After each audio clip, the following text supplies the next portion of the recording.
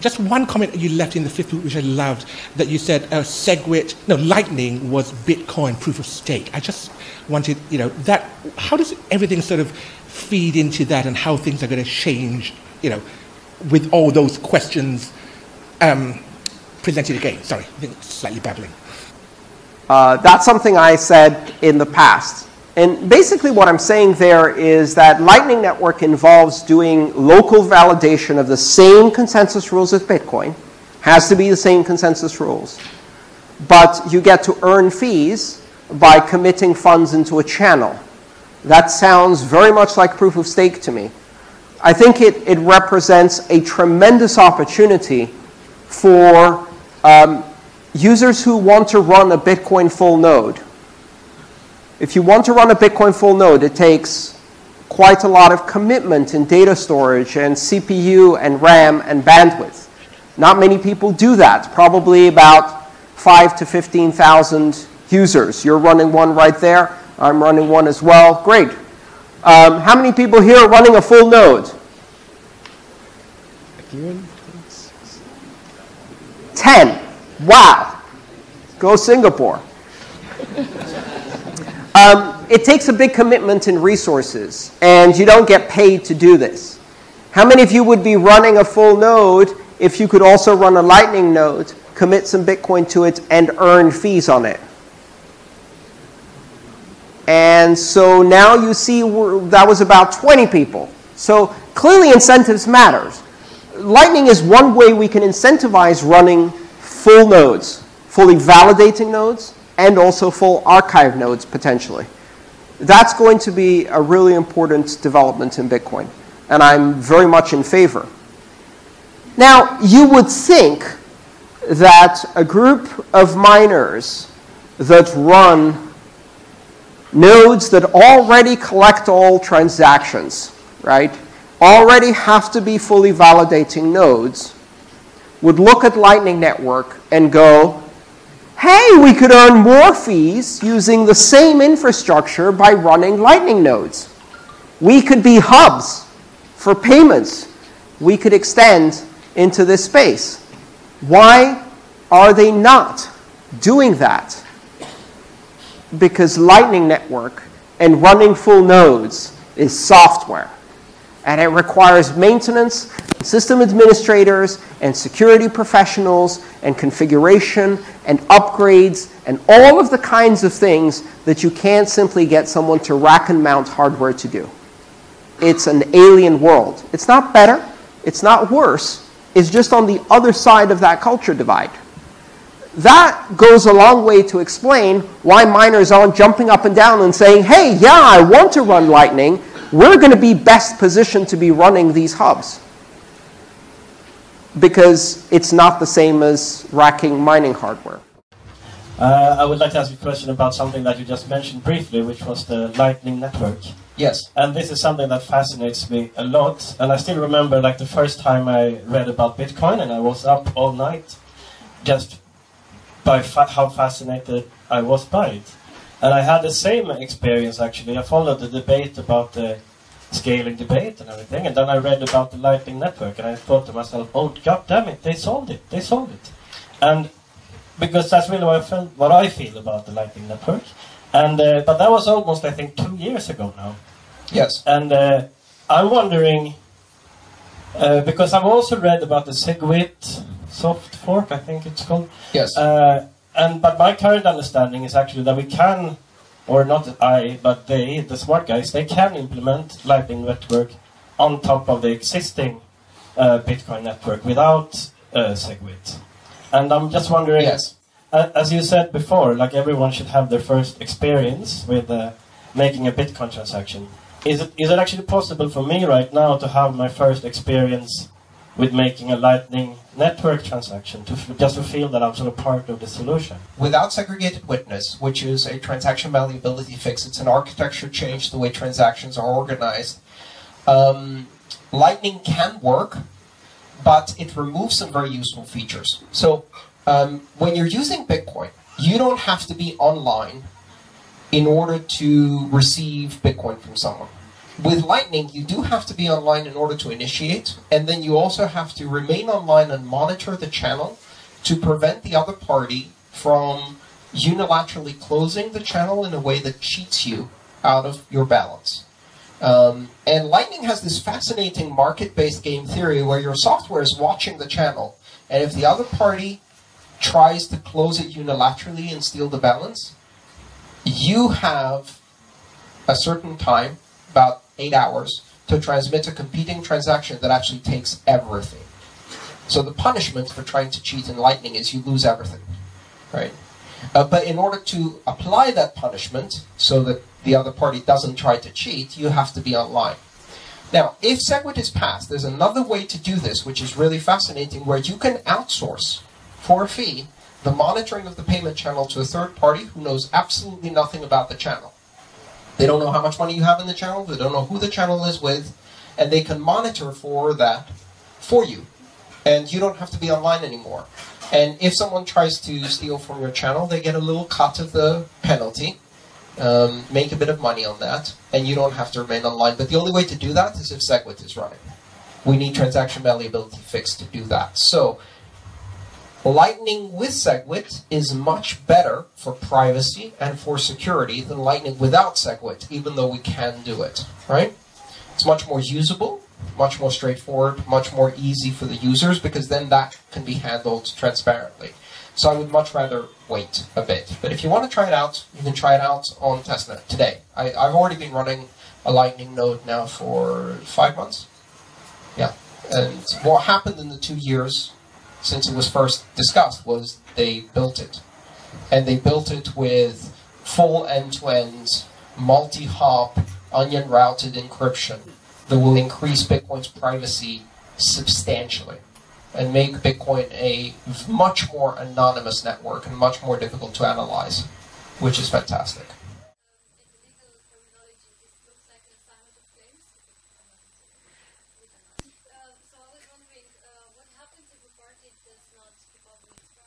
That's really good. So in the legal terms, it's an assignment of claims. It's a series of IOUs. It's a series of forward-looking promises. But the thing is that if a party doesn't deliver on their forward promise, they can't collect on the promise that's coming to them in a routed network. So you extend these promises out to your final destination. They provide the unlocking code that rolls it back so that everybody gets paid. So you don't have to trust anybody in between.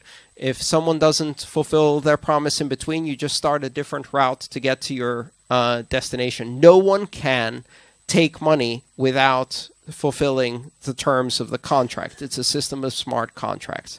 So you don't need to trust any of the other participants. In fact, if this is properly implemented, you have no idea who the other participants are. You just say, I'm paying Alex 1/10 of a Bitcoin. Find me a route. Great. It takes 233 hops to get there. I don't care. Just like you have no idea how your TCP packet actually got to Google. You don't care. And it's the same system. In fact, it's better because the first implementation of Lightning Network that we're building is based on onion routing like Tor. So every connection is encrypted, which means that when you receive a Lightning Network promise, you have no idea if the person sending it to you is the person who started the transaction, or it's someone who's just relaying it from someone else.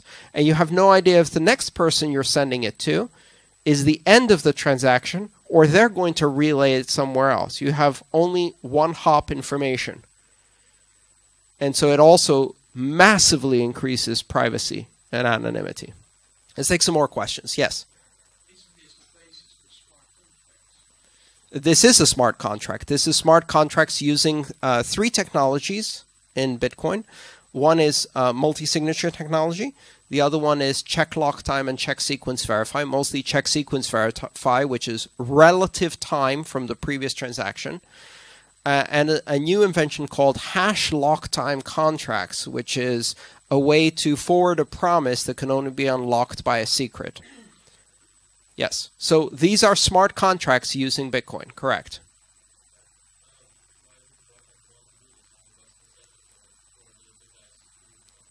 Why would an intermediary want to do this? For a number of reasons. One of the reasons they would want to do this is because using this also involves participating in the network, so you just do it because you want to use the Lightning Network. Another reason you want to do it is because you can collect a fee. So part of the option there is to make very, very small fees payable to intermediaries if you want. And you could then select the route that gives you the lowest fees or the route that gives you the lowest latency, and you can use a whole marketplace of services to implement that.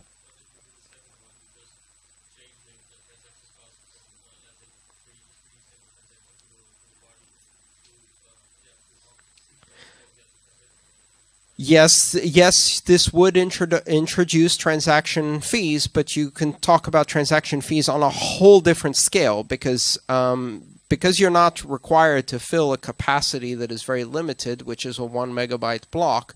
The fees that are likely to be used for something like a Lightning Hub are going to go close to the marginal cost of delivering that service, which is tiny. So you're going very close to zero. Anybody who charges high fees will get pushed out of the market by people who charge much lower fees, and if nobody else wants to do it, I'll do it. Yes.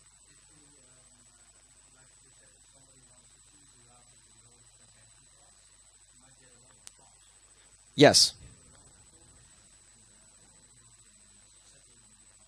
Well, you don't settle any of these hops on the blockchain because actually what you're doing when you're using a big route. So the question was, sorry, let me repeat the questions. If you use a route that's less costly but has more hops, won't that introduce more settlement costs on the blockchain? No, because in fact, when you create lots and lots of hops, what you're doing is you're canceling out bilateral obligations between the parties involved in the hops. So if now instead of party 2 owing party 3, now they owe a bit less, so you can actually balance out all of the settlements. It will actually reduce the settlements on the blockchain. We don't know yet how this is going to play out in terms of scalability, but I'm very excited. Let's take 2 more questions for Lightning.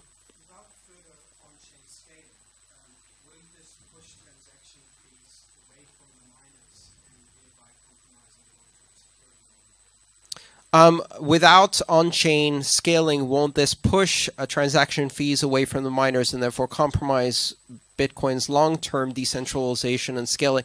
No, it won't, because for every payment channel, you need an anchor transaction, which is the one you use to set up the payment channel, and you need a settlement transaction if and when you decide to close the payment channel. And so you still need transactions. What it expands is the ability of doing a lot more transactions in between those two.